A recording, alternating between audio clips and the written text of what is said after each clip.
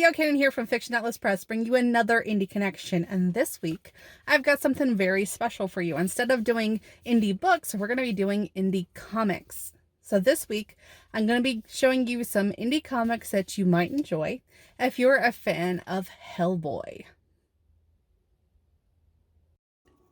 The first comic I have for you is called Ichabod Jones, Monster Hunter by Russell Nolte.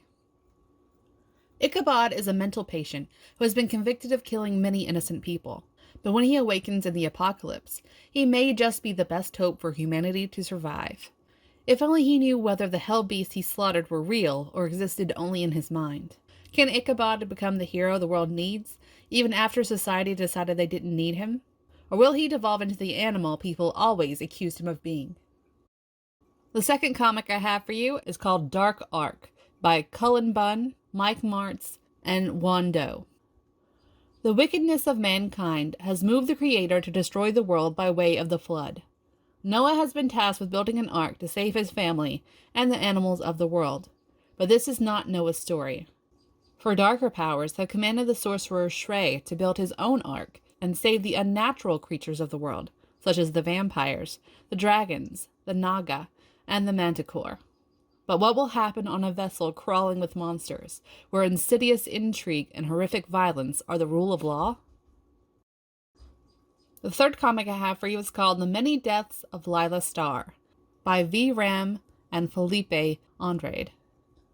With humanity on the verge of discovering immortality, the avatar of death is fired and regulated to the world below to live out her now finite days in the body of 20-something Lila Starr in Mumbai.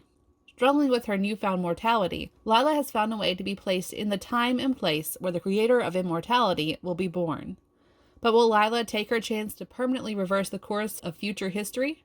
Or does a more shocking fate await her? The fourth comic I have for you is called Lumen by Tony McMillan. Esteban Vela is a young man surviving in the world of endless night known as the Noctera, where he sees what looks to be a falling star, but that turns out to be a strange suit of armor replete with a skeleton occupant inside that turns to dust when Esteban removes the helmet. Donning the armor for himself, Esteban finds that the suit and the lantern that come with it are fueled by lumen, a glowing substance that is the most precious commodity on his planet because not only does it bring light to a sunless world, but it also allows plants and other life to grow. With the power of the suit, Esteban makes his way through the Noctera as a scavenger and gets involved with a science witch named Detta, who enlists him on a heist to capture a lumen hoard located in a long-abandoned southern castle. The castle has been left alone because besides the trove of lumen hidden inside its walls, it also houses the one other thing that thrives in the dark of Nocturna: fungi, a race of monstrous fungus creatures that prey on the few humans left living in the dark of the New World. But Esteban thinks he'll manage fine. He's got the suit, and that new apple owl creature that the science witch has fashioned for him. Besides, he's almost 15 years old now. He's not some kid. And the last comic I have for you is called Dead at 17 by Josh Howard. Nora Kilday's life is that of a typical teenager, until the night of her tragic murder. As her best friend Hazy attempts to cope with the senseless tragedy, Nora's diary surfaces, revealing her secret struggle with dark, unseen forces.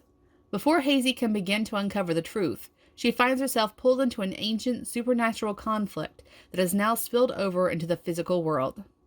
At the center of it all is Nora, miraculously resurrected to new life and a new purpose. With nothing less than the fate of humanity in her hands, Nora and Hazy will face the worst that life and hell has to offer. Their epic journey will take them beyond our world into the danger and mystery of the next. Okay, that's all for me this week. I'll see you next week on The New Connection. Bye.